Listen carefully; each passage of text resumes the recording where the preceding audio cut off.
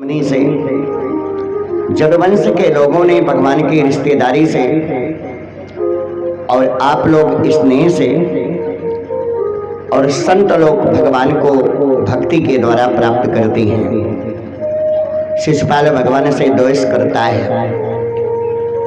जिस प्रकार एक भ्रमर दीवार में बनाए गए छिद्र में बंद हो जाता है और कीट द्वेष और भय से भ्रमर का ही चिंतन करने के कारण वो तद्रूप हो जाता है, उसी प्रकार से भगवान का चिंतन करने वाला व्यक्ति परमात्मा का भक्त बन जाता है, उनमें लीन हो जाता है। हे युधिष्ठिर महाराज, जो आपके मौसेरे भाई शिशुपाल और दंतवक्र हैं, ये पूर्व जन्म में भगवान के अनुचर थे, उनके पार्षद थे। ये तो संतों के द्वारा श्राप देने के कारण वो राक्षस बन गए और उनका उद्धार भगवान ने किया। तो युधिष्ठिर ने कहा, महाराज मैं इसका कारण जानना चाहता हूँ कि कीदृशा कस्य वासापो हरिदासा विमर्शनः।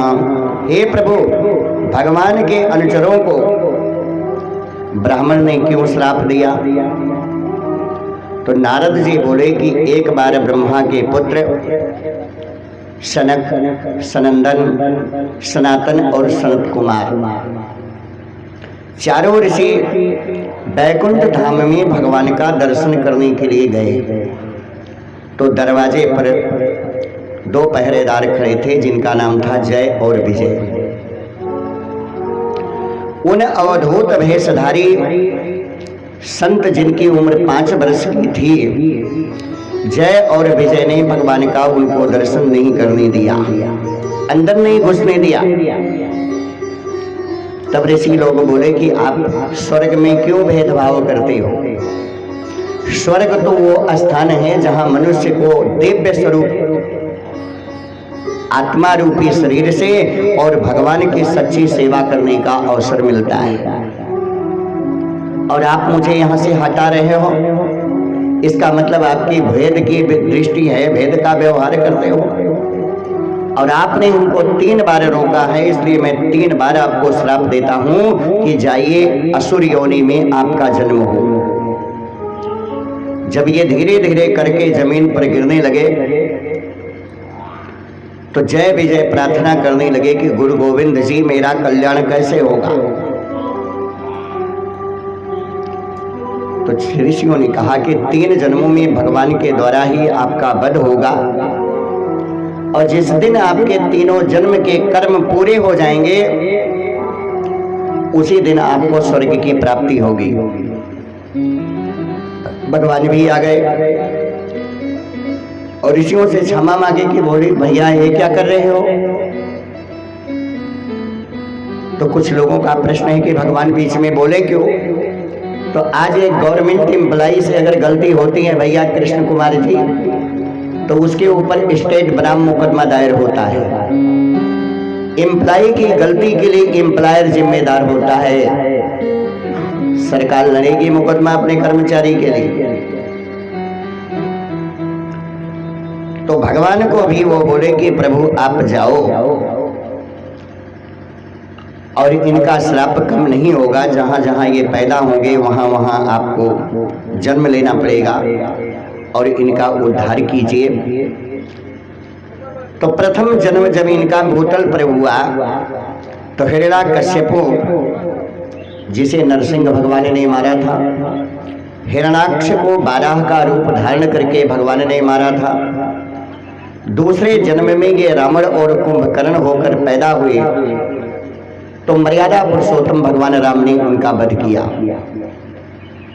तीसरा जन्म इनका शिशुपाल और दंतवक्र का है। इनका श्री कृष्ण भगवान के द्वारा कल्याण हुआ। इसी क्रम में जब पृथ्वी की संरचना होने लगी तो हिरण्याक्ष और कश्यप ऋषि की पत्नी दीति के उदर से 100 वर्ष गर्भ धारण करने के बाद में 2 पुत्र का जन्म हुआ। बड़े का नाम है हिरण्यकश्यप और छोटे का नाम है हिरण्याक्ष।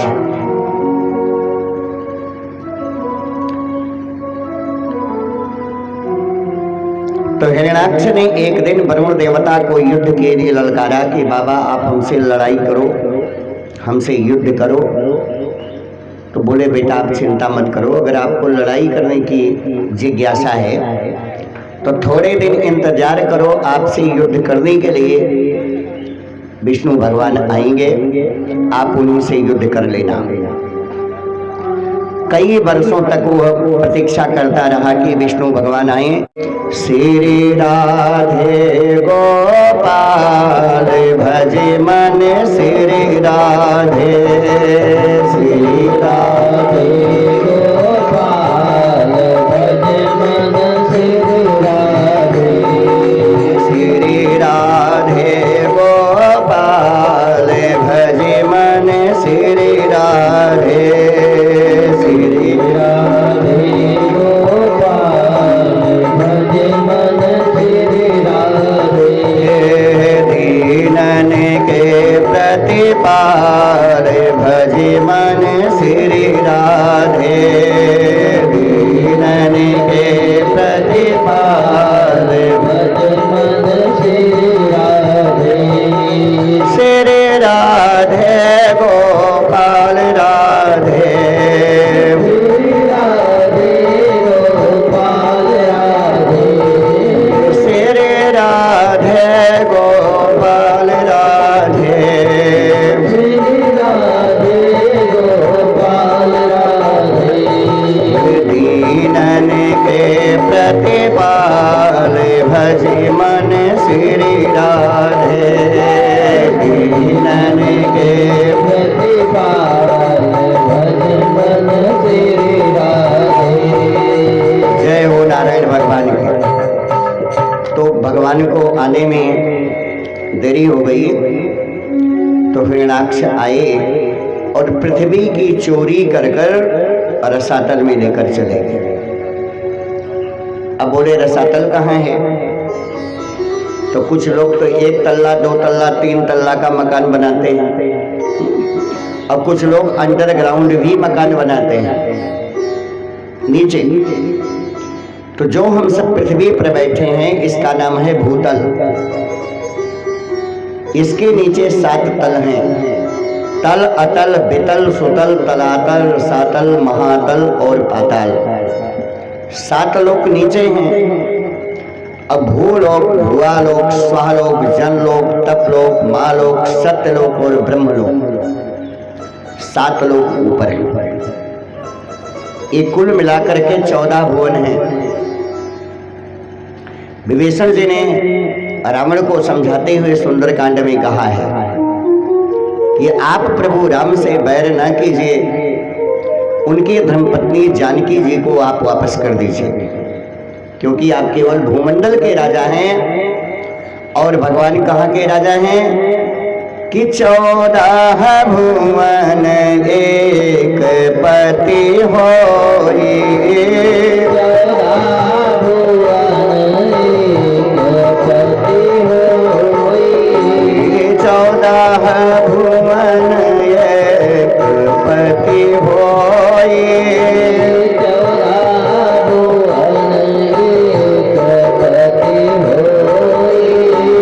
भूत द्रोह तिष्ठय नहीं सोई,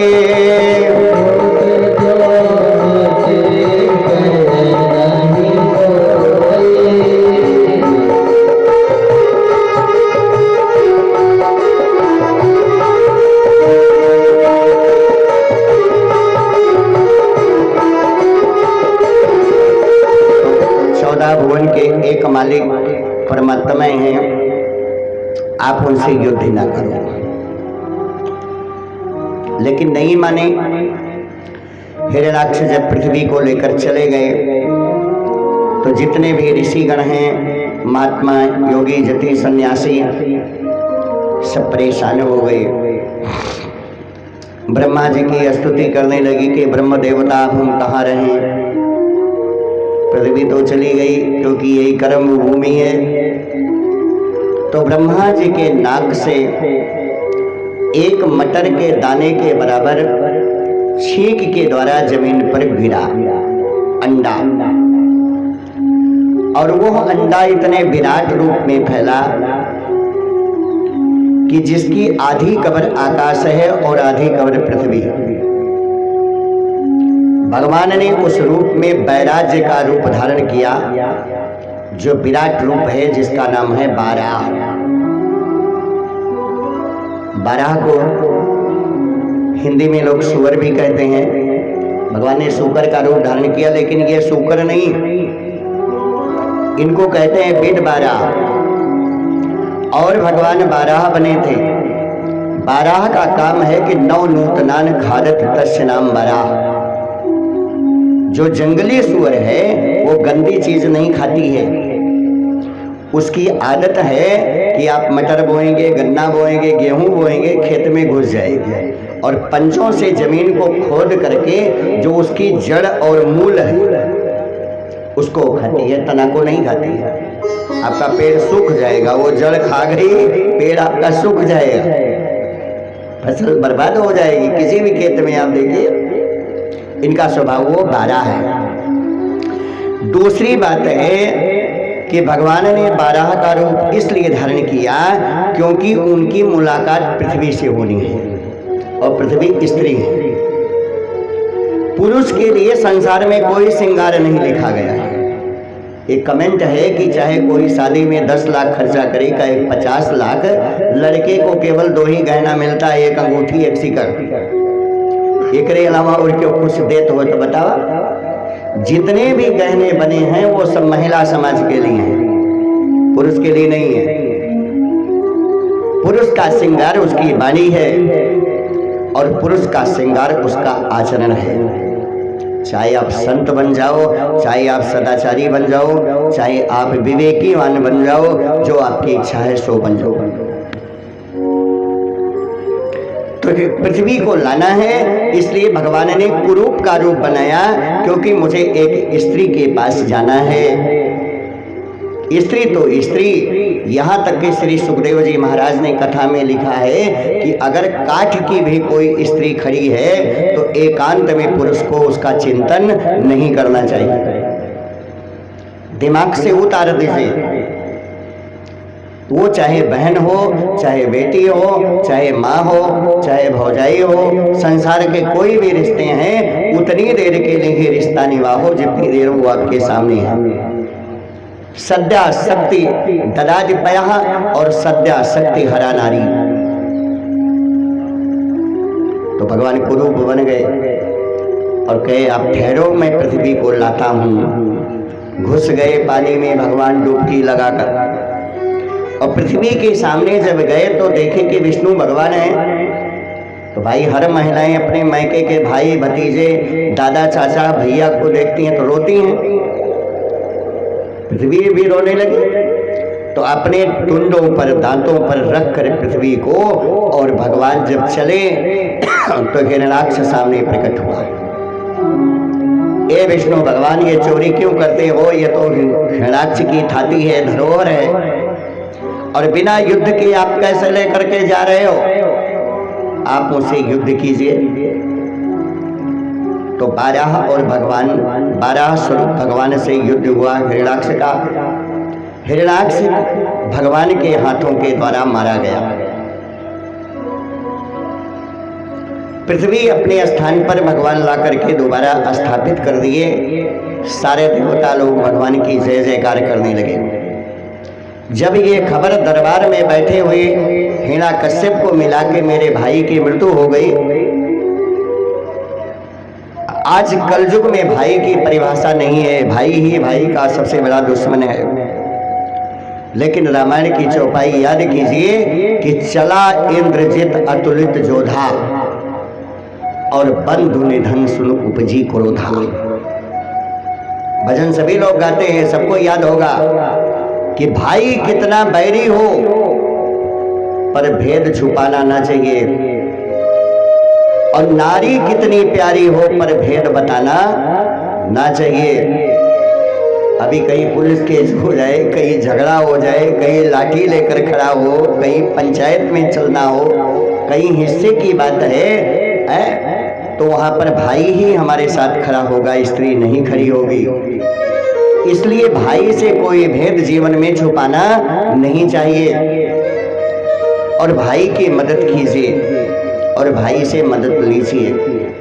तो भाई का मरना सुनते ही, भाई का मरना सुनते ही भाई का लोभ उबल पड़ा। भाई का मरना सुनते ही भाई का लोभ उबल पड़ा। कुछ सोच समझ हिरण्याकश्यप तप करने घर से निकल पड़ा। सोच समझ हिरण्याकश्यप तप करने घर से निकल पड़ा।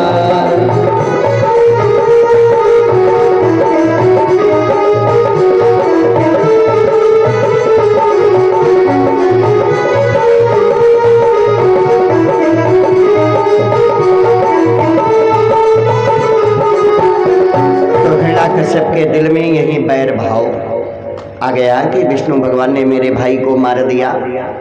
तो पहले तो महल में प्रवेश किया, तो यहाँ पे इनकी माता का नाम है कयाधु। हिरण्याकश्यप की पत्नी का नाम है कयाधु और माँ का नाम है दिति। हिरण्याक्ष की पत्नी का नाम है रुषाभानु। परिवार के जितने भी सदस्य हैं सब बैठ करके रो रहे हैं, विलाप कर रहे हैं, करुण स्वर में रो रहे हैं। तब हिरण्याकश्यप ने सबको धैर्य बंधाया कि आप लोग किसके लिए रो रहे हैं। आज भी है कि बाबा जी की याद में कभी भैया रोते हैं, कभी माता जी रोती हैं, क्योंकि फोटो सामने रखी है, जब जब आरती करती है रोज समझाया जाता है, लेकिन रोते हैं। क्यों विलाप कर रहे हो? रोने से क्या मिलेगा? एक दिन नहीं पूरे जीवन रोते रहो, लेकिन जो व्यक्ति यहाँ से चला गया कभी वापस नहीं आएगा। तो एक बात ये मानो कि वापस नहीं आएंगे। नित्य आत्मभयः शुद्धा सर्वगा सर्वविद परः धस्ते साव आत्मनो लिंगम मामया विसृजन गुणान। वास्तव में आत्मा अनित्य है, शरीर अनित्य है और आत्मा नित्य है। ये विनाश रहित है, ये निर्दोष है, सर्वव्यापक है और सबके शरीर में व्याप्त है। गीता ने भी कहा है कि वंशास जीनान यथा विहाय। जो कपड़े आपके बदन पर हैं, ये कपड़े कल नहीं रहेंगे, कल इनकी धुलाई होगी, कल इनकी सफाई होगी, 2-3 दिन बाद फिर पहनेंगे। तो ठीक उसी प्रकार से इस जीव को केवल एक शरीर नहीं मिली है, 184 का भ्रमण करते हुए एक बार मानव की शरीर मिलती है। अब अगर जन्म है तो मृत्यु निश्चित है। जो व्यक्ति गवर्नमेंट एम्प्लॉय बना है वही तो रिटायर्ड होगा, जो घर में बैठे हैं उनकी क्या सेवानिवृत्ति है। जो अपॉइंटमेंट जिनका हुआ है रिटायर्ड वही होंगे। जरा मत सोच ऐ गाफिल के दम का क्या ठिकाना है। जरा मत सोच गाफिल के दम का क्या ठिकाना है। निकल जब यह गया तन से तो समझो सब बेगाना है। निकल जब गया तन से तो समझो सब बेगाना है।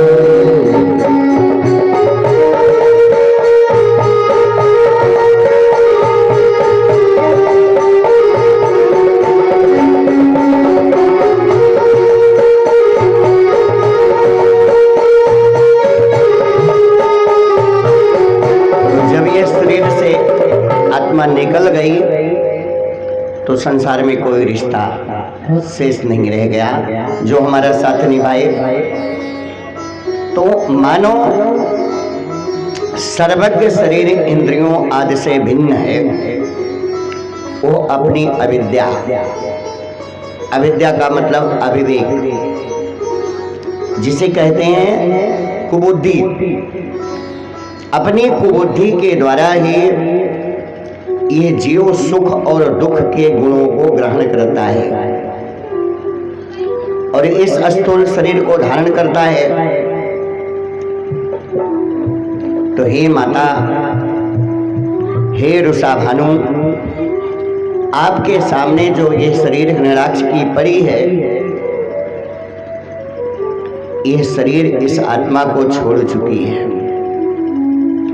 जिस प्रकार मनुष्य अपने वस्त्रों को त्याग करके नए वस्त्र धारण करती हैं, उसी प्रकार आत्मा पुराने शरीर को त्याग करके नए भौतिक शरीर को धारण करती है। माँ, जीव इस माया के वशीभूत होकर के भ्रमित होते हैं और अपने लक्ष्य से भटक जाते हैं। इसका मैं आपको एक दृष्टांत दे रहा हूं, कथा बता रहा हूं कि किसी जमाने में उसी नगर देश के एक राजा थे और उनका नाम था सुयति। युद्ध में शत्रुओं के द्वारा वो मारे गए, तो स्त्री और बेटे उनके बैठ करके रो रहे थे। उनका रुदन विलाप सुन करके यमराज एक छोटे से बालक का रूप बना करके आए और कहने लगे कि आप लोग जरा विचार कीजिए कि इंद्रियों के द्वारा उनके विषयों को जानने वाली आत्मा तो शरीर से पृथक सचेतन है। दुखी होने वाली आत्मा को लिंग शरीर का अभिमान छूट जाने पर ये उसी दशा में बदल जाती है। सुख और दुख गुणों के कारण तो सत्य मानना व्यर्थ है, अभिमान है। आत्मा ये अनित्य है, ऐसा जानने वाले प्राणी जिसका प्राण छूट गया उसके लिए शोक नहीं करते हैं। हजारों वर्ष तक आप रोती रहो और इस मृतक शरीर को अपने पास रखे रहो, फिर भी संसार से गया हुआ व्यक्ति वापस नहीं आएगा। और एक दिन संसार के जितने जीव हैं सबकी यही दशा है। कोई ऐसा व्यक्ति नहीं कि जिसको संसार सागर छोड़ करके ना जाना पड़े। का आत्मा का परुवत सोई स्वीया पार के एववा स्वपरावे निवेशने बिना ज्ञाने देहिनाम। इस प्रकार सबको समझा करके हिरण्याकश्यप ने अपने अनुचरों से कहा कि संत और भक्तों को सताने का आदेश दे करके आज मैं यज्ञ अनुष्ठान के लिए जा रहा हूं। मैं तपस्या करूंगा और तप के बल पर मुझे जो शौर्य पराक्रम मिलेगा उसके द्वारा मैं विष्णु भगवान से युद्ध करूंगा, लड़ूंगा, मैं अजय हो जाऊंगा। ऐसा सोच करके हिरण्याकश्यप अपने घर को छोड़ा और मद्राचल पर्वत पर चले गए, जहां एक पर्वत की द्रोणी में बैठ करके गोविंद भगवान का नाम नहीं लिए, शंकर जी का नाम लिए और ब्रह्मा जी का नाम जपना प्रारंभ किया। अपने शरीर को पैर के अंगूठे के बल पर खड़ा कर दिया और ऊर्ध्व बाहु दोनों भुजाओं को ऊपर उठा दिया, आकाश के ऊपर त्राटक क्रिया करना प्रारंभ कर दिया और केवल ओम मंत्र का जाप करना प्रारंभ कर दिया। हरि ओम, हरि ओम, हरि ओम, हरि ओम।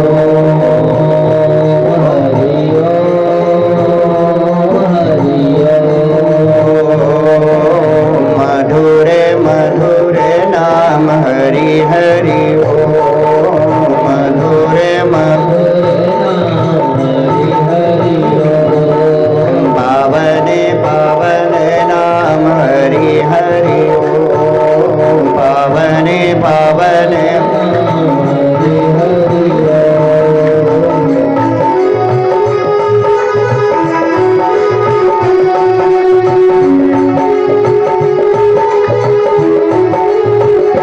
हरि ओम, हरि ओम, हरि ओम, हरि ओम। मधुरे मधुरे नाम हरि हरि ओम, मधुरे मधुरे नाम हरि हरि ओम। पावने पावने नाम हरि हरि ओम, पावने पावने नाम हरि हरि ओम। गुरु का दुलारा नाम हरि हरि ओम, गुरु का दुलारा नाम हरि हरि ओम। भक्ति का दाता नाम हरि हरि ओम, भक्ति का दाता नाम हरि हरि ओम। हरि ओम, हरि ओम, हरि ओम, हरि ओम, हरि ओम, हरि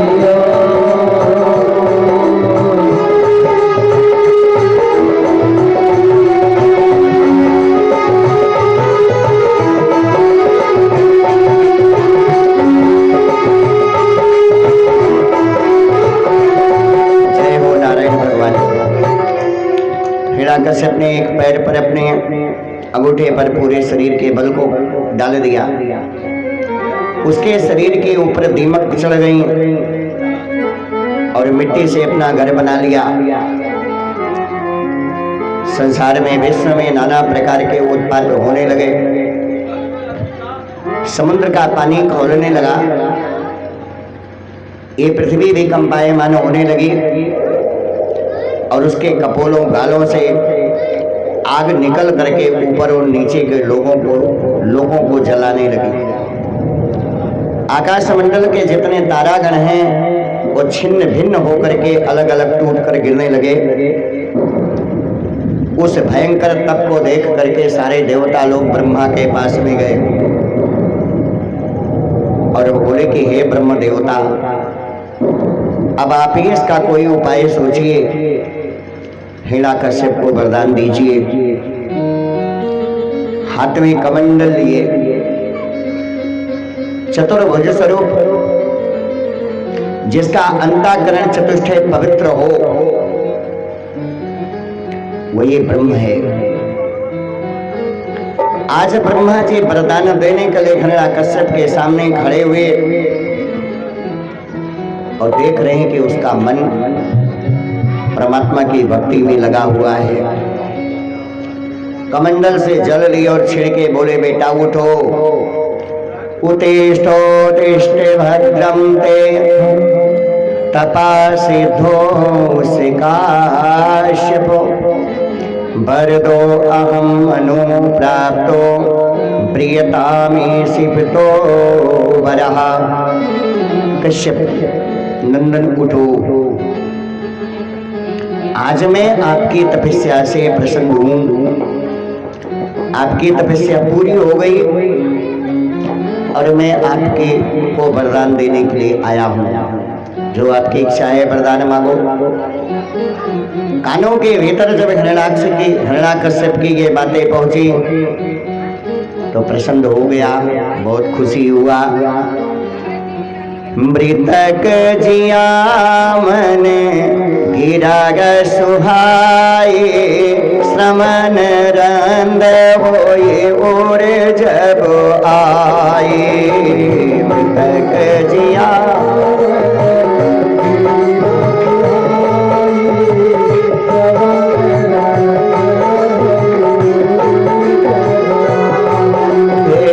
मृतक जिया मन गिरा सुहाए समन रंग होए और जब आए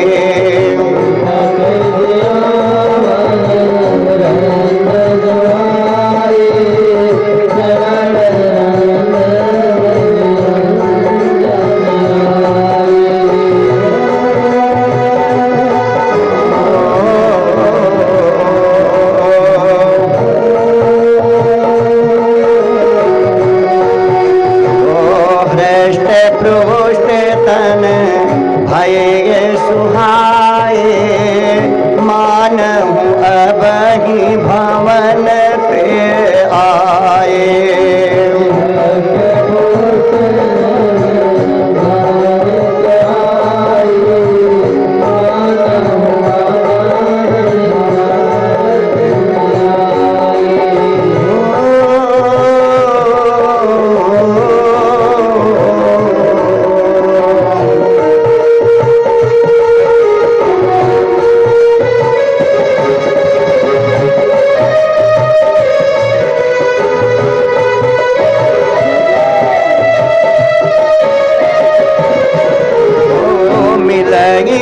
रघुपत विनय अनुरागा किए जोग जप ज्ञान विरागा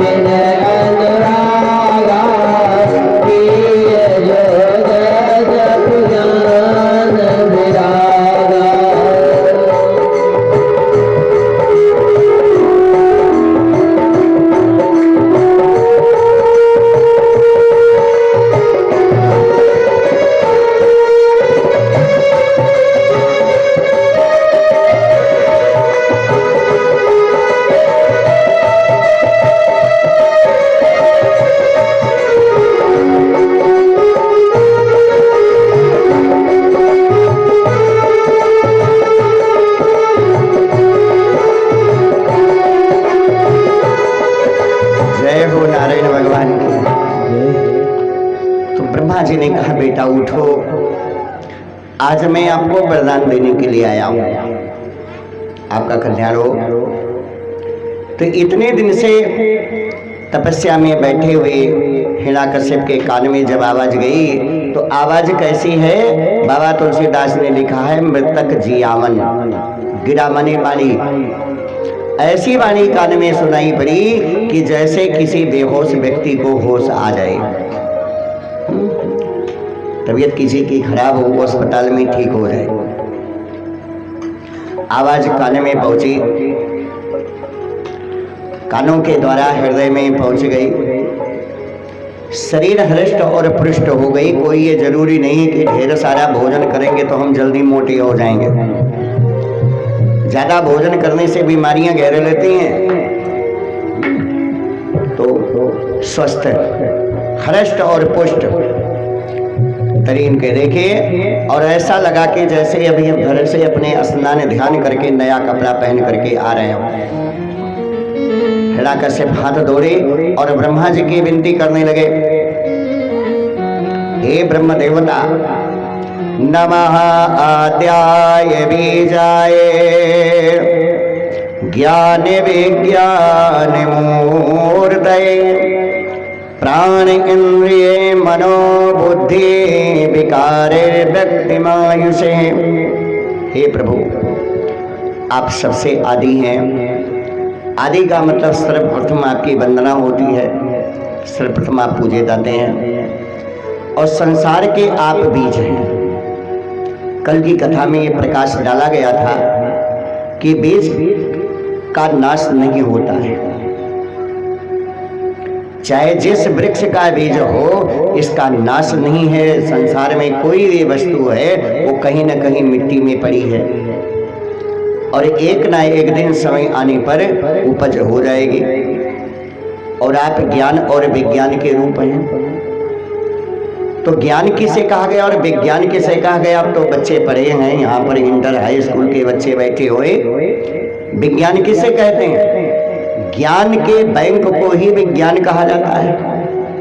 एक एक नॉलेज आप इकट्ठा करें तो प्रभु आप ज्ञान और विज्ञान दोनों के रूप हैं। शरीर के भीतर में प्राण और इंद्रिय, मन, बुद्धि और विकारों से जो कार्य रूप धारण करते हैं वही प्रभु आप अंतर्यामी हैं। इसलिए आपको नमस्कार है।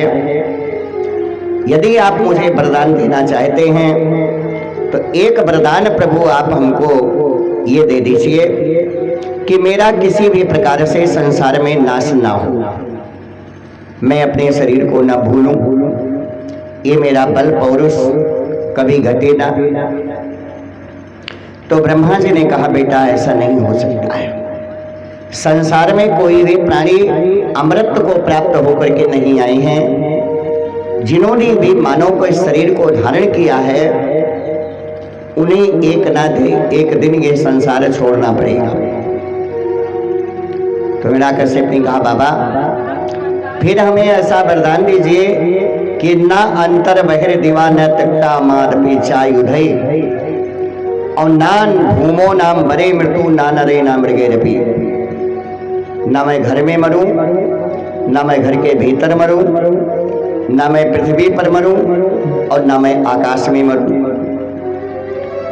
और ना मैं आपके द्वारा बनाए हुए किसी मानव या अस्तावर जंगम जड़ चेतन की किसी भी अस्त्र शस्त्र से मेरी मृत्यु हो। ब्रह्मा जी विचार करने लगे कि ये वरदान कैसा मांग रहा है, लेकिन इसने कठिन तपस्या की है तो वरदान तो मुझे देना ही पड़ेगा। अगर वरदान नहीं देता हूं तो इसमें देवताओं की गलती मानी जाएगी। तो देवताओं का आशीर्वाद और वरदान वो फलीभूत कब होता है? जब आपके भीतर में 5 चीजें हों कि जप तप व्रत सम संयम नेम गुरु गोविंद विप्रपद प्रेमा। जप तप व्रत सम संयम नेम गुरु गोविंद विप्रपद प्रेमा।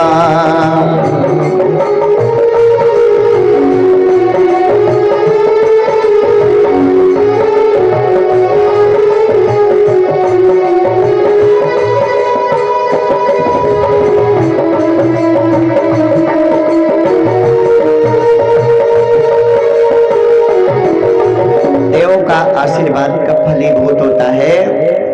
जब हमारे भीतर में जप तप व्रत संयम नियम आचार और विचार की भावनाएं बराबर बनी हों, गुरु और भगवान के शरणों में बराबर प्रीति हो। इसकी एक कथा है, एक छोटा से दृष्टांत है कि एक सेठ और सेठानी थे। तो सेठ जी कभी दान पुण्य नहीं करते थे। तो सेठ की तराजू में खासियत होती है, भाई कोई बुरा ना मानिए अगर व्यवसाय से हैं, तो जब ये आपसे अनाज खरीदते हैं तो ये इनके कांटा 12:15 बजे वाला रहे, और जब ये आपको देंगे तो वहाँ 2 मिलीग्राम जगह कमे रहे 11:15 पे इनके कांटा रहे। तो ये तो लेन देन में कमी होती है। और दूसरी बात इनके भीतर ये होता है कि सामान जब सस्ता देखते हैं तो उसको खरीद लेते हैं, और जब महंगा होता है तो उसको बेच देते हैं। तीसरा भाव है कि अभी आप जाइए बोलिए सेठ जी हमारे यहाँ मेला है, भंडारा है, हम आपके यहाँ से सामान ले जाएंगे। अरे बैठिए पंडित जी कोई चिंता न कीजिए, सामान आपके घर पहुँच जाएगा। तो उस समय तो इनका दूसरा व्यवहार है, लेकिन जब पर्चा लेके हिसाब करे लग गया तो इनके तीसरी भावना है, उसमें कुछ रद्दी सामान होगा, कुछ ये भूल जाएंगे, स्वभाव बस की बात है। हम कहीं निकल सेठ जी बेईमान है। तो सेठानी बोली आप दान पुण्य क्यों नहीं करते हैं, इतनी कमाई आप करते हैं, कुछ दान पुण्य करो अगले जन्म के लिए। कहीं चुप पकड़ी, चले जाएंगे हम शंकर भगवान की एक दिन तपस्या करेंगे। अब सेठ जी गए और हफ्ते महीने भर शिव जी की तपस्या किए। शंकर भगवान वरदान देने के लिए आ गए। बोले सेठ जी आपको क्या वरदान चाहिए? शंकर जी कई ठोर दे दिया। तो शंकर भगवान बोले कि मेरा वरदान 3 बार फलीभूत होगा, चाहे अच्छा मांग लो चाहे बुरा मांग लो। तो कहीं ठीक है, एक वरदान तो ये दीजिए कि प्रभु जो हमरे एक हुए तो हमरे पड़ोसी के 2 हुए। तो कहीं नहीं तो बहुत बढ़िया बा, ये एक ट्रैक्टर खरीदिए पड़ोसी के 2 हो जाए, एक घर बनाइए 2 हो जाए। तो शेर जी कहीं वो हमारे काम आए कि हम ओके प्रयोग कैसे करब, पहले आप हाँ तो करा। शिव जी बोले कि ठीक है, जाइए जो आपके एक होगा वो आपके पड़ोसी के 2 होगा। 1.5-2 महीने बाद सेठ जी घर वापस आए।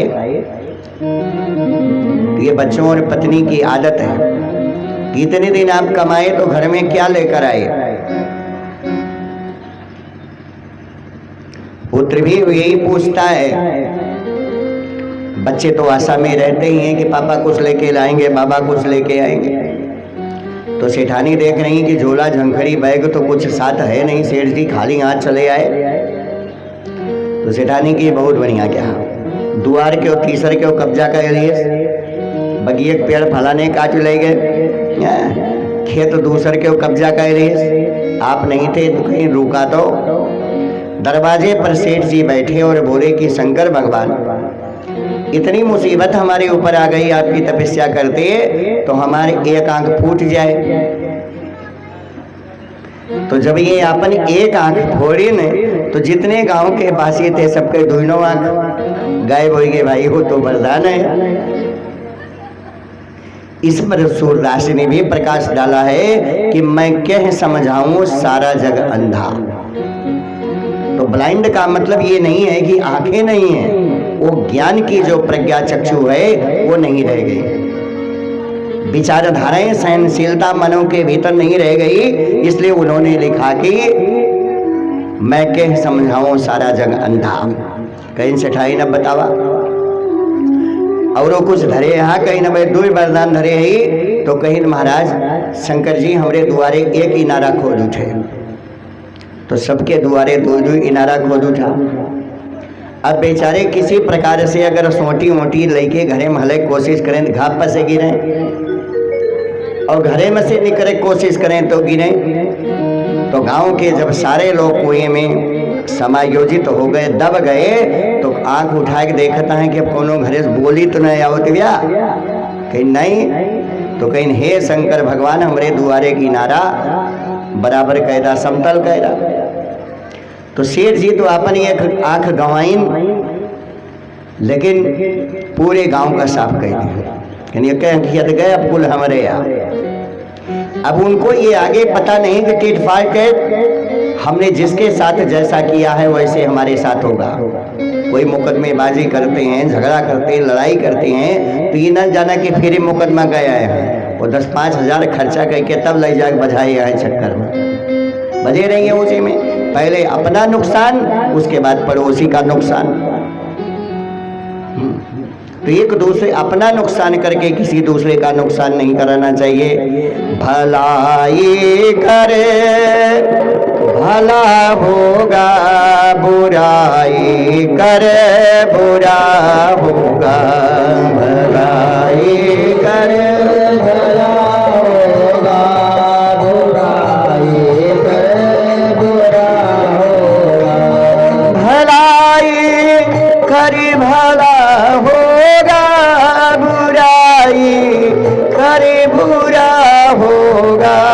भलाई करे भला होगा, बुराई करे बुरा होगा। कोई देखे या ना देखे, कोई देखे या ना देखे, प्रभु तो देखता होगा।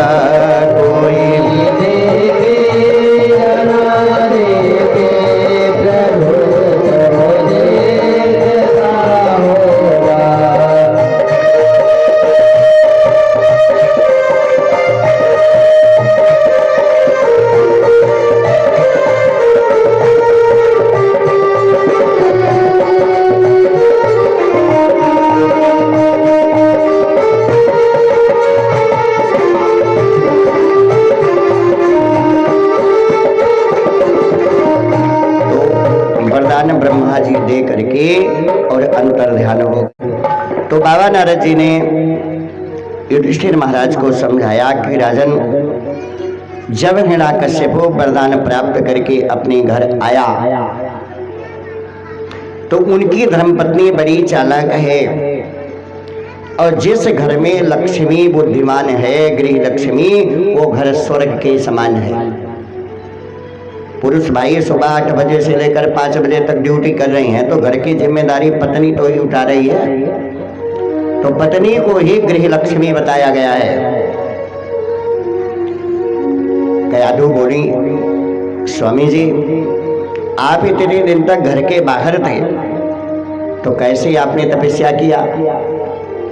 तो बोली, भाग्यवान क्या बताऊं, जब मैं तप करने के लिए बगीचे में जाकर के बैठा तो पेड़ के ऊपर एक तोता आया, और तोता 3 बार कह रहा है नारायण नारायण नारायण।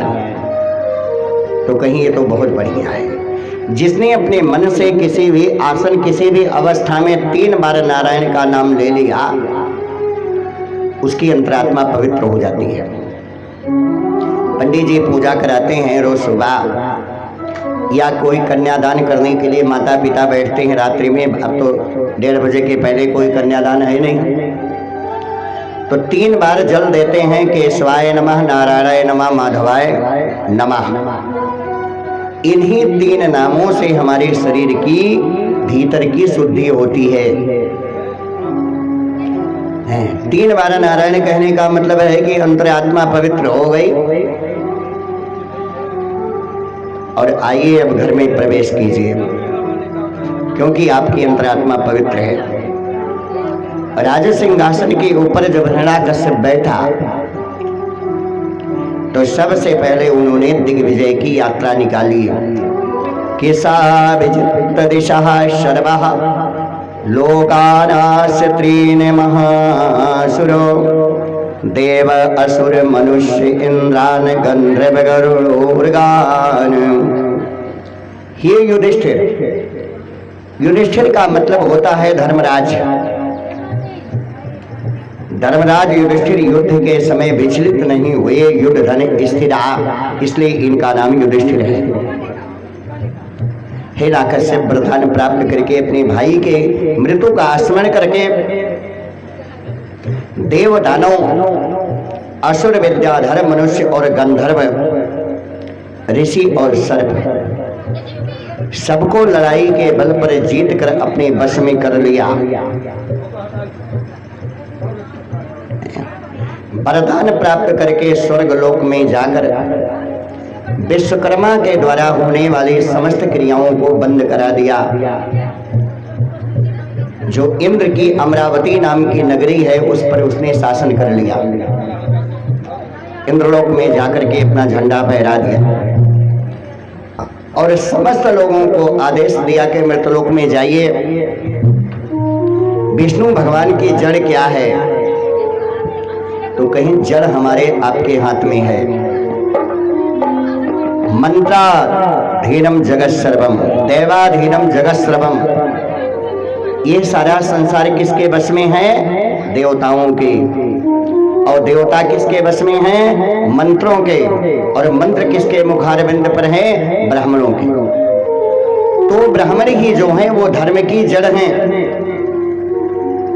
अभी आप लोग बोलते हैं सनातन धर्म क्या है? तो सनातन धर्म शाश्वत है, वो निर्लेप है, उसको कोई भिगो नहीं सकता है, उसको कोई गला नहीं सकता है, वो कोई सुखा नहीं सकता है, वायु हवा उड़ा नहीं सकती है। सनातन धर्म की जय बोलते हैं। लेकिन जो भेदभाव मध्यकालीन युग में हमारे इस संसार में फैला कि खाना खा लिए तो उनको बता दिए कि भैया आप खान ज्यादा हो गए, उनकी मजबूरी नहीं, वो भी हमारे पार्ट हैं।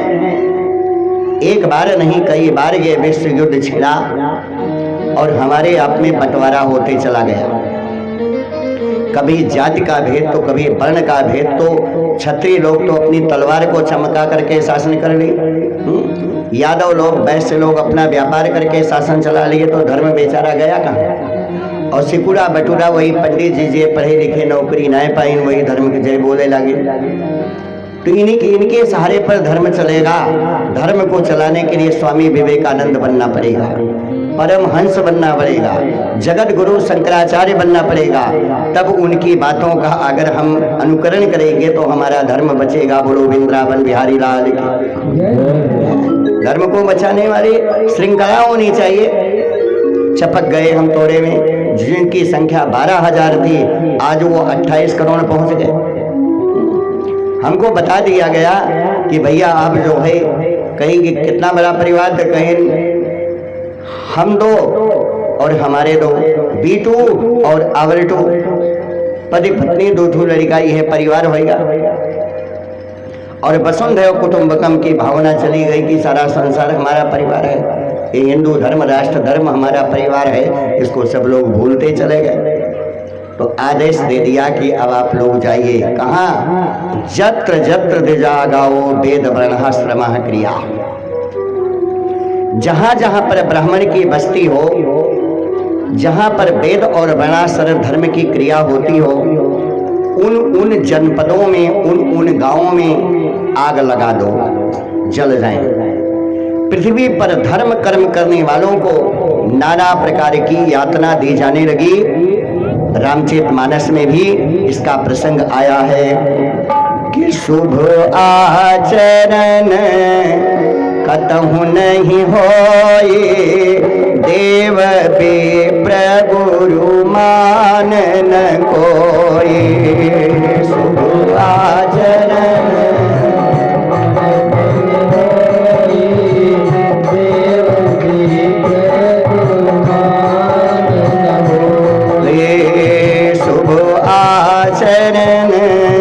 कतहु नहीं होए, देव विप्र गुरु मान न कोई।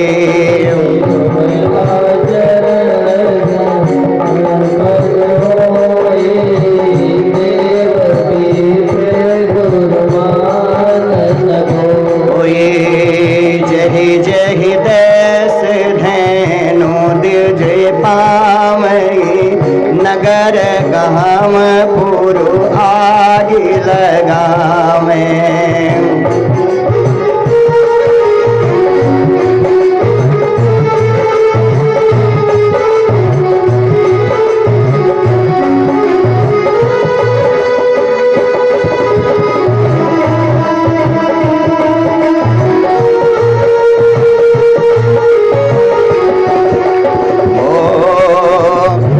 जहि देश धैन दिज पावे, नगर गाँव पुरु आग लगावे।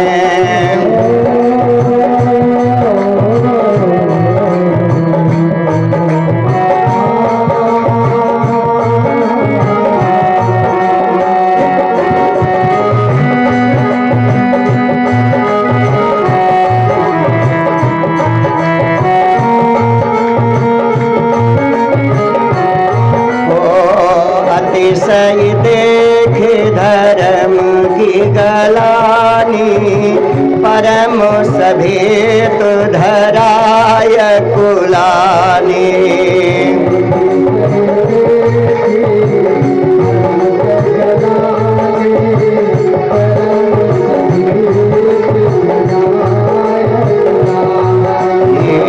अतिशय देखे धर्म की गलानी, परम सभेत धराय कुलानी।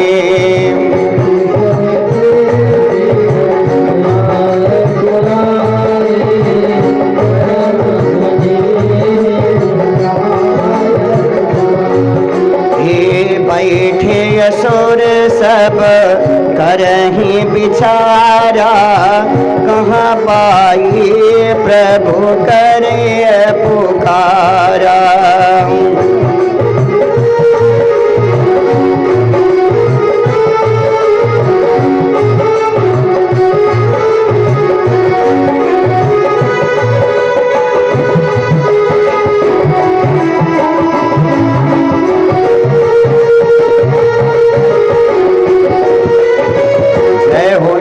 भगवान की।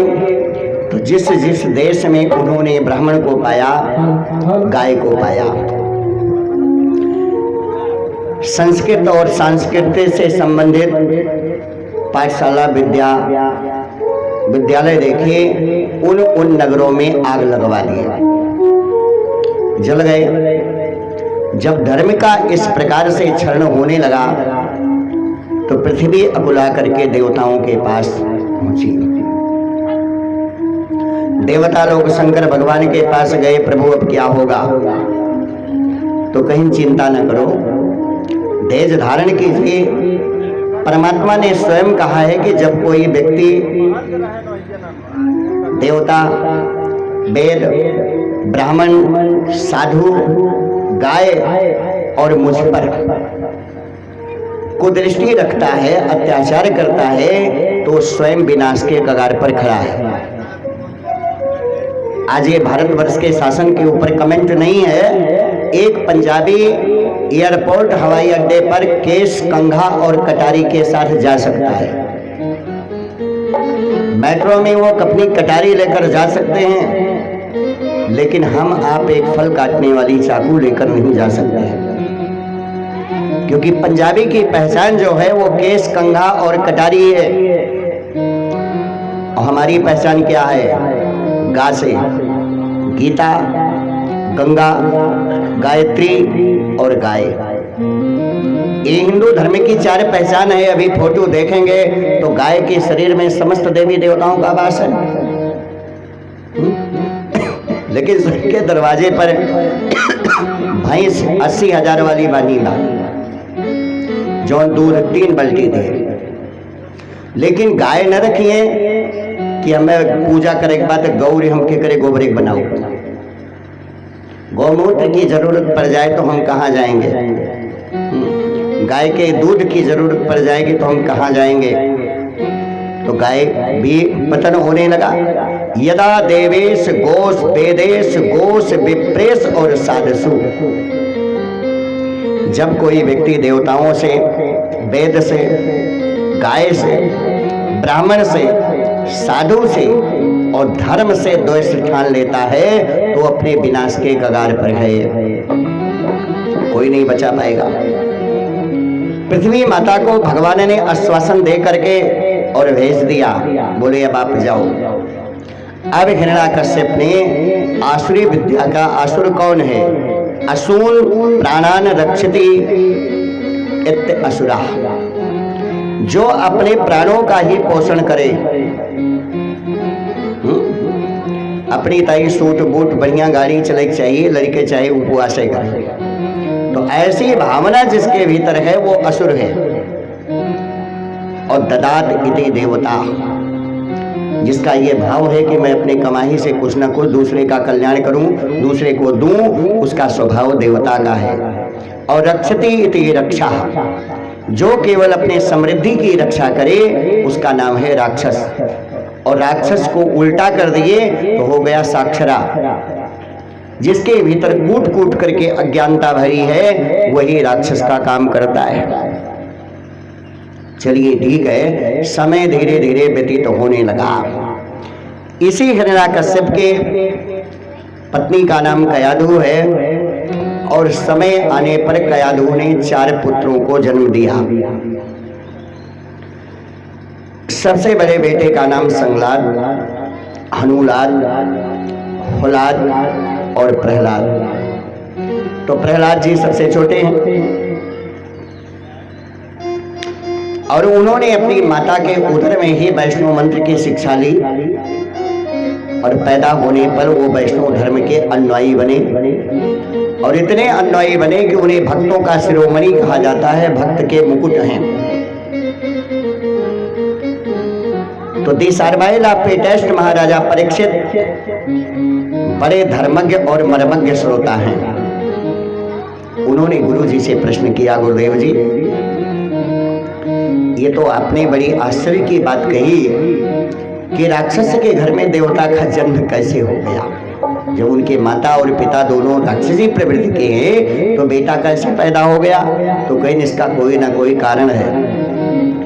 जब हिरण्याकश्यप तपस्या करने के लिए गए थे तो एक दिन देवराज इंद्र आए और कयाधु का अपहरण कर लिए, चोरी करके लेकर जाने लगे। तो बीच रास्ते में देवराज इंद्र को नारद जी मिले, कहीं सुनिए, मानस को मानो और संसार में चोरी तो ठीक है, लेकिन स्त्री की चोरी करना सबसे बड़ा पाप है। सो पर नारे लीलारे गोसाई तजबो चौथे के चंद की नाई।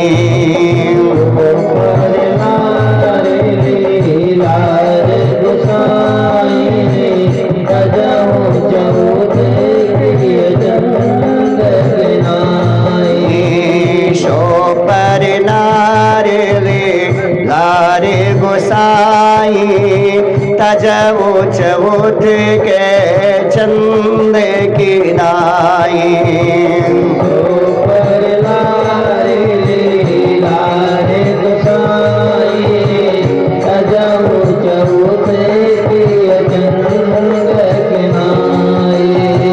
तो आप ये क्या कर रहे हो?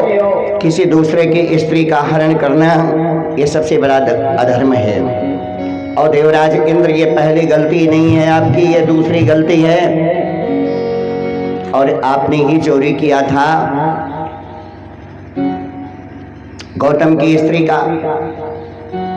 याद करो वो दिन, तो बाबा नारद जी कयाधु को छुड़ा लिया और एक हफ्ते तक कयाधु बाबा नारद के आश्रम में रही। उन्होंने भगवान की सेवा किया और भक्ति रात्र वेदांत का सांगोपांग विधि से बाबा नारद जी ने अध्ययन कराया। और जब कयाधु ने शुभ आचरण को किया तो उसी शुभ आचरण के कारण उनका बेटा जो है वो भगवान का भक्त बन गया। गुरु वृंदावन बिहारी लाल के वैष्णव तिलक तुलसी की माला।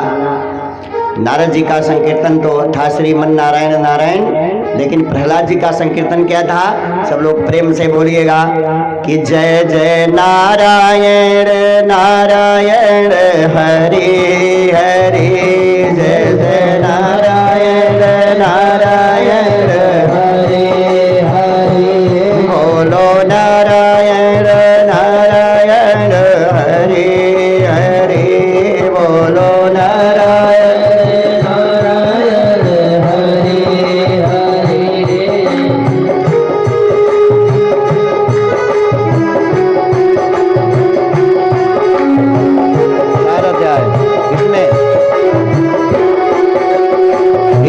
जय जय नारायण नारायण हरि हरि, जय जय नारायण नारायण हरि हरि, बोलो नारायण नारायण हरि हरि, बोलो नारायण नारायण हरि हरि, बोलो लक्ष्मी नारायण भगवान की। एक दिन प्रहलाद जी अपने घर में प्रवेश किए तो आंगन में देख रहे हैं कि चटाई बिछाए हुए और पूरब दिशा में मुंह करके एक छोटे से बाबा जी बैठे हैं। ऊर्ध्व पुंड तिलक लगाए और नारायण भगवान का उच्चारण कर रहे हैं। तो पूछ पड़े अपनी पत्नी से कि ये बाबा जी कौन है, ये बच्चा कौन है? तो कयाधु ने कहा महाराज जी आपका सबसे छोटा बेटा है। तो प्रहलाद जी से बोल रहे कि आपके पिताजी हैं। तो प्रहलाद जी गए और अपने पिता के चरणों को छुए कि पादयो पतितं बालम प्रतिनंदाशिषासुरः परिष्वज्य चिरं दोर्भ्या परमानाप निवेदितम्। अपने पुत्र को प्रणाम करता हुआ देख करके हिरण्याकश्यप ने आशीर्वाद दिया। आज सब लोग नमस्ते करते हैं, मोबाइल पर गुड इवनिंग गुड मॉर्निंग बोलते हैं। तो गुड का मतलब अच्छा, मॉर्निंग का मतलब सुबह और इवनिंग का मतलब शाम। लेकिन आशीर्वाद की बात तो कोई करता नहीं है। आशीर्वाद बुजुर्गों से मिलता है। और आशीर्वाद दिल की चीज है, मांगने की चीज नहीं है। आशीर्वाद जब गुरु खुश हो जाएंगे, माता पिता खुश हो जाएंगे तो अपने आप आशीर्वाद देंगे। अकारो अरिनाशस्या शिकारो श्री विवर्धनम बकारो वंश वृद्धिश्चा दकारो देव दर्शनार्थ। आपके शत्रु का शमन हो, आपके घर में लक्ष्मी की बढ़ोतरी हो, आपके घर में वंश की वृद्धि हो, आप देवताओं का दर्शन करेंगे ही आशीर्वाद है। हिरण्याकश्यप ने बेटे को गोद में उठाया और दीर्घ काल तक उन्होंने लंबे समय तक अपने बेटे का आलिंगन किया और बहुत प्रसन्न हुआ, बहुत खुशी हुआ। तो बोले बेटा ये नाम क्यों जपते हो, किसकी पूजा करते हो? तो बोले पिताजी हम तो परमपिता परमेश्वर की पूजा करते हैं। It is my love to guide love. अगर कोई मानव से प्रेम करे तो वही ईश्वर को रिझा सकता है। बेटा भगवान की पूजा करते हो? झटक दिया कि बोले क्यों रे प्रहलाद कुंवर, कैसा यह द्वंद मचाया है।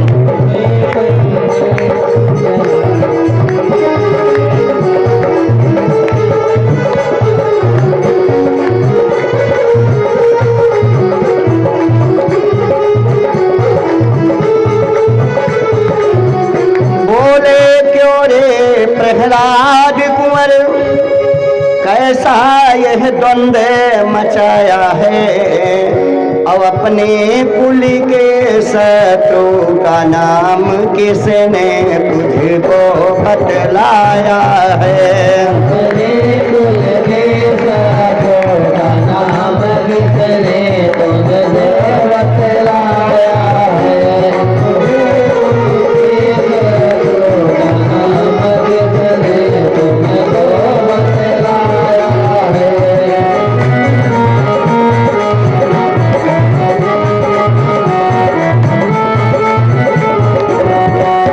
बेटा ये विष्णु भगवान का नाम किसने तुझे बताया? तो कहीं नहीं, ये तो हमारा मौलिक अधिकार है। भगवान की भजन करना, संकीर्तन करना ये सभी व्यक्ति का अधिकार है, इसको किसी ने शिक्षा नहीं दिया। तो हिरण्याकश्यप ने अपने नाम से एक विश्वविद्यालय की रचना किया, यूनिवर्सिटी खुलवा दिया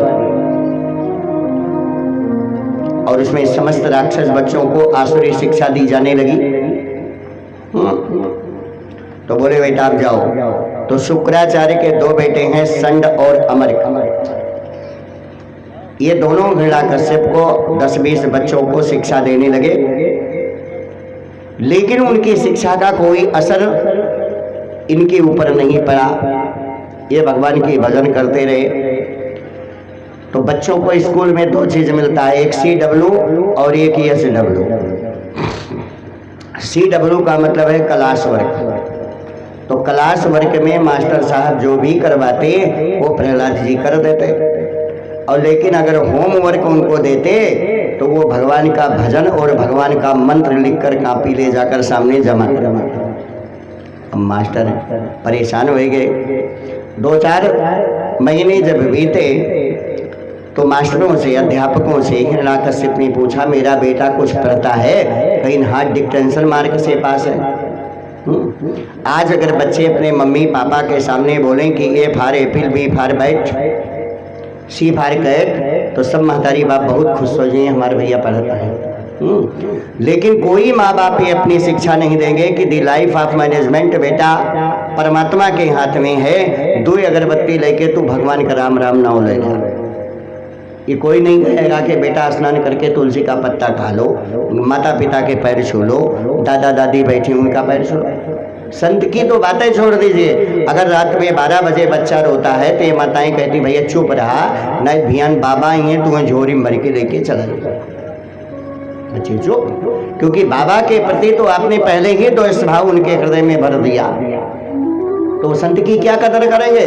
लेकिन याद रखिए कि जो संत की कदर नहीं करेगा, जो अपने श्रेष्ठ जनों दादा दादी को प्रणाम नहीं करेगा, तो आगे चल करके वो बेटा आपको भी प्रणाम नहीं करेगा। ये तो ये मतलब भूलिएगा कि हमको प्रणाम कर नहीं करें तो भूल का अगर पेड़ हमने लगा दिया तो आम की इच्छा ना कीजिए कि हमको आम मिलेगा, तो लेके कांटे बाहर लेकर के उसकी झलासी जीवन भर काटिए। प्रहलाद जी बड़ी खुशी हुई हिरण्याकश्यप के मेरा बेटा पढ़ने में 80 नंबर पाता है, 95 नंबर पाता है। बेटा इधर आओ, क्या क्या पढ़े हो अब बताइए। तो प्रहलाद जी ने एक श्लोक पढ़ा कि श्रवणम कीर्तनम विष्णु स्मरणम पाद सेवनम अर्चनम वंदनम दास्यम सख्यात्म निवेदनम। हे भगवान पिताजी, मैं भगवान को प्राप्त करने का 9 साधन जानता हूं। कहीं रे बाप, ये तो और आगे होएगा। 9 साधन क्या है? ये 9 साधन रामचरितमानस में भगवान राम ने शबरी को भक्ति का उपदेश दिया था। आप सब यही जानते होंगे कि शबरी जो है वो धीमन की बेटी है या भीलनी। शबरी के पिता का नाम था महाराजा सबर। वो एक राजा की बेटी है। जब शबरी की शादी तय होने लगी तो उसके शादी में मांसाहार भोजन बनाने के लिए 200 छगड़ी दुआरे बांधे बारातियों को खाने के लिए। तो शबरी ने अपने सखियों से पूछा कि बहन, ये छगड़ी हमारे दरवाजे पर क्यों बांधी गई है? तो कहीं तेरे ससुर और भसुर के लिए भोजन बनाया जाएगा, ये बकरी सब मारी जाएंगी। शबरी ने कहा रे राम, एक मेरे सुख के लिए और इतने जीवों की अगर हत्या मेरे दरवाजे पर होगी तो मैं विवाह नहीं करूंगी। और अपनी माँ से बोली कि माताजी, मेरा मन कह रहा है गंगा नहाने का। शबरी पालकी में बैठ करके गंगा के किनारे पहुंची, जहां पर 2-4 सिपाही और कहार पालकी लेकर के गए और पालकी घाट पर जब रख दिए तो डुबकी लगा करके और शबरी किनारे किनारे भाग गई।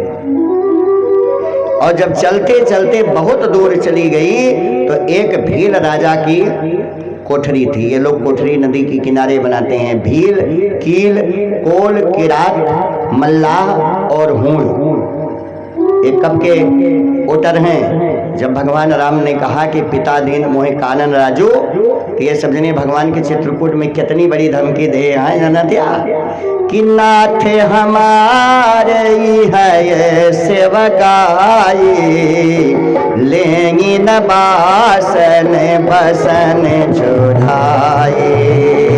नाथ हमारे है सेवकाई, लेंगी न बासन बसन छुड़ाई।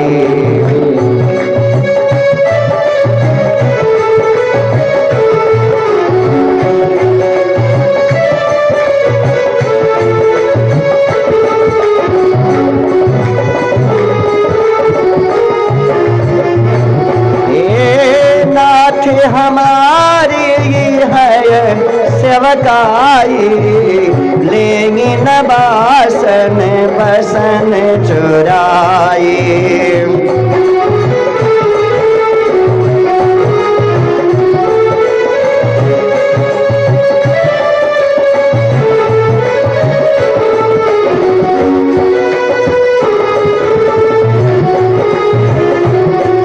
जय हो नारायण भगवान की।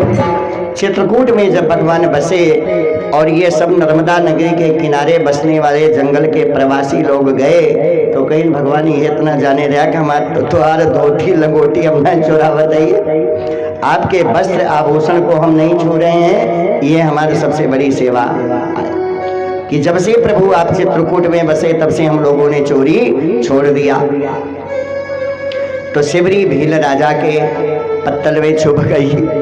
जब भील राजा सारे पत्तल को निकाल करके अपनी कोठरी खाली की तो देखे कि राजा की बेटी बैठी है। कहीं तू यहाँ कैसे आएगा? तो कहीं आप मेरे प्राणों की रक्षा कीजिए। तो कहीं अगर बेटी ये खबर राजा को मिलेगी तो हमें तो मृत्युदंड दे देंगे। और यहाँ से थोड़ी दूर पर मतंग ऋषि का आश्रम है। आप बाबा के पास चली जाओ। अब सेबरी उस कुटिया से मतंग ऋषि के आश्रम में गई। तो मतंग ऋषि के आश्रम में नहीं, हमारे 5 चेला किनारे रही है। ये सब भोजन में तो बहुत होशियार हैं और काम करे में बहुत गादर हैं। तो जो भी शिष्य होते हैं गुरु के आश्रम में, उनका भाव यही होता है, चेले बड़े अस्कितिया। तो सेबरी बेचारी रात में 12 बजे उठे, जब आश्रम वासी सो जाए तो अपने बालों से आश्रम की सफाई करती थी। झाड़ू न मिले तो इसी बाल को पकड़ करके और आश्रम को साफ कर देती थी। जितने बर्तन बाल्टी थे उनको मांझ करके रख देते थे। भगवान के लिए एक थाली फूल तोड़ करके रख देती थी। बाबा सवेरे जब उठे तो सब सफाई देखें, कहें भाई हमारे चेले तो बहुत बढ़िया है। तो चेले कहें गुरुजी हम अगर तू 6 बजे ले सोवा था तो हमारे मन कहा था 8 बजे ले सोई, पहले तो हम उठे जावे ना करे। तो कहीं आखिर आश्रम की सफाई करता कौन है। तो एक दिन रात्रि में जब संत जी ने, मतंग ऋषि ने जागरण किया तो देख रहे हैं कि एक रूपवती रूपवान कन्या आश्रम की सफाई कर रही है। सामने खड़े हुए तो सेबरी ने अपना परिचय दिया। तो बाबा ने आशीर्वाद दिया कि बेटी अब तो हम दक्षिण दिशा की यात्रा पर जा रहे हैं और यहीं पर इंतजार कीजिए इसी आश्रम में कि एक दिन पार ब्रह्म परमेश्वर आपको तपस्या देने के लिए, वरदान देने के लिए इस आश्रम में आएंगे। सेबरी भगवान की धर्म गुरु है। सेबरी परमपिता परमेश्वर की पथ प्रदर्शक है। और सेबरी को भगवान ने एक भामिन शब्द का उच्चारण किया है। एक रिश्ता जोड़ करके बोले, जब आश्रम वासी चले गए तो सेबरी उसी आश्रम में बैठ करके गोविंद भगवान की प्रतीक्षा करने लगी कि भगवान कब आएंगे। कि सेबरी निहारे रास्ता आएंगे राम जी। सेबरी निहारे रास्ता आएंगे राम जी।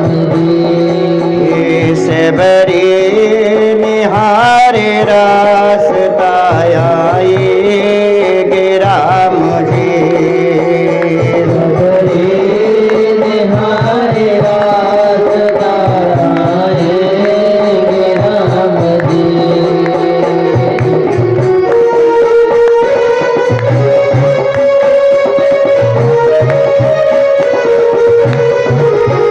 सेबरी निहारे रास्ता आएंगे राम जी।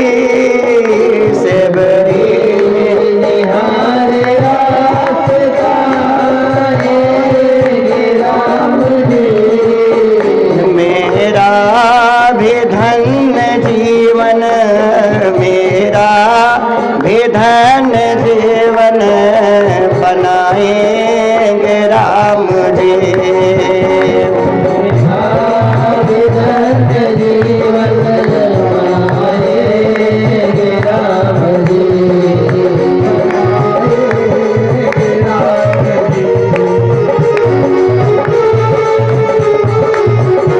जय हो नारायण भगवान की। तो परमपिता परमेश्वर इस 9 भक्ति का व्याख्यान मानस में सेबरी से किया। जब कबंध का वध भगवान राम ने किया तो बाबा तुलसीदास ने लिखा कि ताहि देह गति राम उदारा और सेबरी के आश्रम पगु धारा। सेबरी जब देखी कि परमपिता परमेश्वर हमारे घर आए हैं तो क्यों दुआरे आवे, चाहे चाय दिया चाहे ना है, पानी दिया चाहे ना है, कम से कम उससे हंस करके मिलिए। कहाँ भैया कहाँ से आए। ये प्रेम है। प्रेम विहल हो करके सेबरी उठी और भगवान के चरणों पर अपना मस्तक रख दिया। फिर भगवान कहेंगे क्या, अब कुछ नहीं था तो जंगल में दौड़े दौड़े गई बेचारी और बेर तोड़ करके ले आई। वो भी कुछ लोग कहते हैं कि उदंती की जूठा मीठा करके दिया। सेबरी कंदमूल फल भगवान को देती है परमात्मा। बेर खाने की कथा रामचरितमानस में नहीं है। कोई चौपाई नहीं कि भगवान झूठी वेद खाए हैं, और इतनी सिमरी बुद्धि की भी कमजोर नहीं कि अपनी झूठी वेद भगवान को देगी। लेकिन ये है कि जो कुछ भी आश्रम में था भगवान को दिया। लेकिन एक बात भगवान से पूछा कि प्रभु आप तो राजा हैं और मैं एक गरीब महिला हूँ, आप पातक हरण करने वाले परमात्मा हैं और मैं 3 प्रकार से अशुद्ध हूँ। अधमो ते अधम अधम मय नारी, तिने माह मय मति मंदय भारी। अधमो ते अधम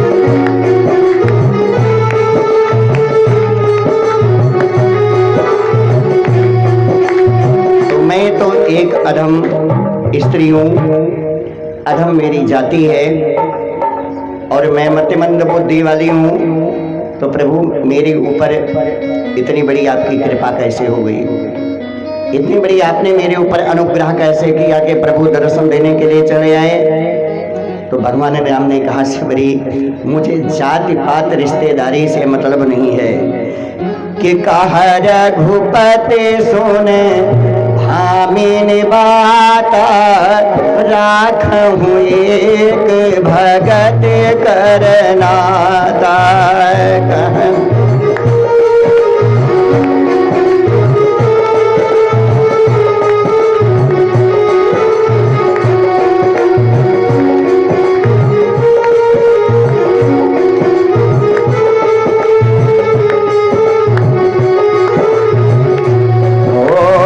प्रथम भगत संतन कर संगा, दूसर रति मम कथा प्रसंगा।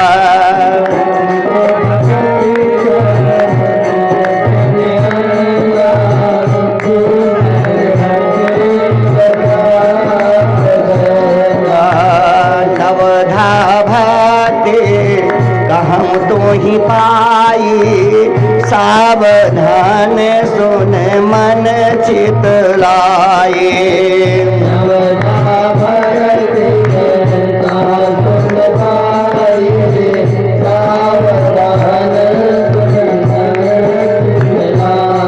शिवरी, अब ध्यान दे करके अपनी चित्त वृत्ति को शुद्ध कर लो और 9 प्रकार की भक्ति मैं आपको बता रहा हूँ, उसमें से जो आपको अच्छा लगे करो। कहीं क्या है कि कहीं प्रथम भगत संतन कर संगा। मीरा जी भक्त नहीं थी।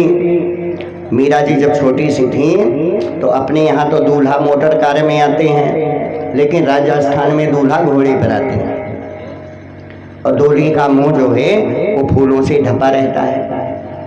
तो मीरा अपनी माँ के पास में बैठी थी तो कहीं माता जी सबको तो मैं पहचान रही हूँ, लेकिन जो घोड़े पर ये महापुरुष बैठे हैं मुंह ढांप करके, ये कौन है? बच्चे कभी कभी ऐसा प्रश्न करते हैं कि जवाब देना मुश्किल पड़ जाता है। मीरा ने पूछा कि माता जी ये कौन है? तो कहीं बेटी ये दूल्हा है। तो कहीं किसका दूल्हा है? तो कहीं ये हर बेटी का विवाह होता है और सबके विवाह में एक दूल्हा आता है। तो मीरा ने पूछ लिया कि मेरा दूल्हा कहाँ है? तो कहीं अब क्या जवाब दूं, अभी तो बेटी छोटी है। तो एक कृष्ण भगवान का चित्र टंगा था और मीरा की माँ ने आदेश दे दिया कि बेटी तुम्हारे पति, तुम्हारे दूल्हा जो हैं वो कृष्ण भगवान है। उसी दिन मीरा प्रसन्न हो गई कि पायो जी मैं तो राम रतन धन पायो, पायो जी मैं तो राम रतन धन पायो, पायो जी मैं तो राम रतन पायो। वस्तु अमोलक दी मेरे सतगुरु, वस्तु अमोलक दी मेरे सतगुरु,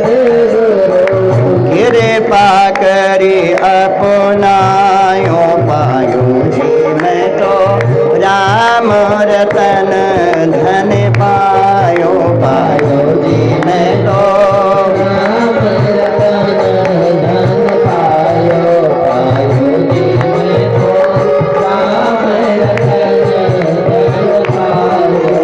तो भगवान ने घटी गाय अगर मीरा मेरे नाम को जपती है तो एक दिन भगवान मीरा को दर्शन दे दिए।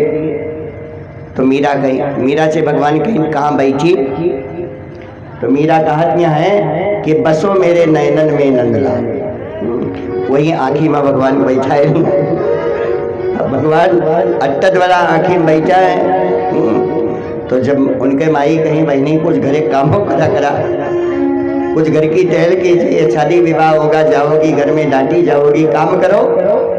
तो ये कहा दिया माई रे मैं तो लियो गोविंदो मोल। भगवान को हमने खरीद लिया, इनका खरीदे ये कहाँ जाइए ना। तो भगवान कहीं हे देखा राधा मीरा रुक्मणी गोपिका सब मेरे नाम को जपी, कोई नहीं खरीद पाई है, पगली कह रही मैं खरीद लिया। तो एक दिन गोविंद भगवान चले गए। जब अंतर ध्यान हो गए तो संजोग नहीं रह गया, फिर वियोग हो गया। और प्रेम का उद्दीपन भाव जो है वो वियोग है। प्रेम मिलने में नहीं है, प्रेम बिछुड़ने में है। कि हेरी मैं तो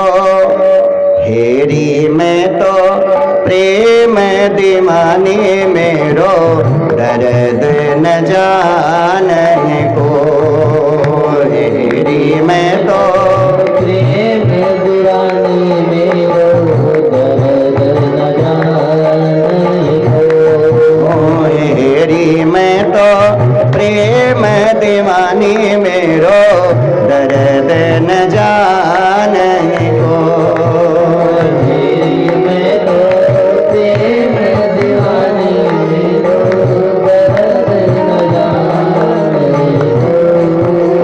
जौहर की गति जौहर जाने, जो कोई जौहर हो।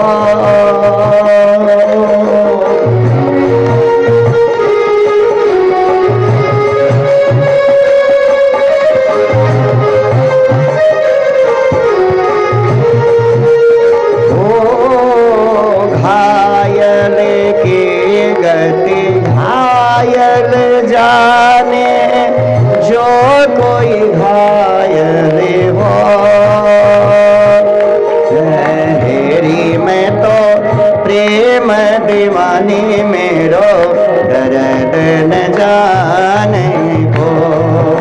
हेरी मैं तो प्रेम दीवाने मेरो दर्द न जाने को।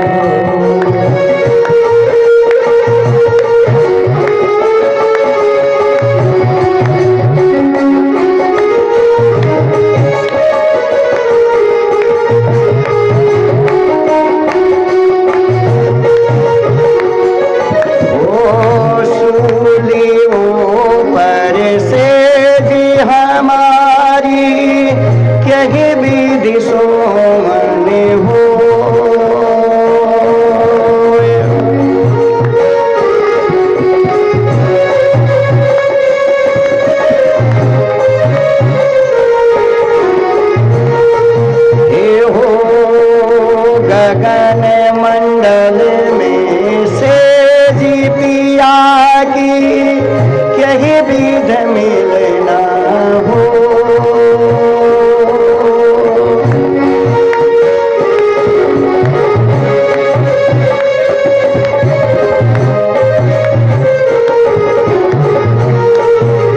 हेरी मैं तो प्रेम दीवानी मेरो दर्द न जाने को। मैं तो प्रेम दीवानी मेरो दर्द न जाने को।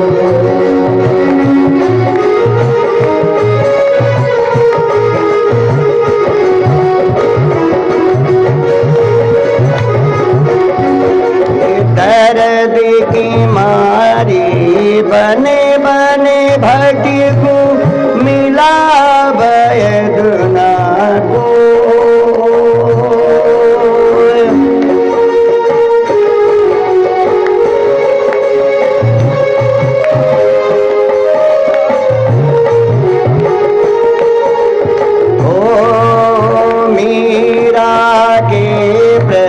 गिरिधर नाग वैद समरिया हो।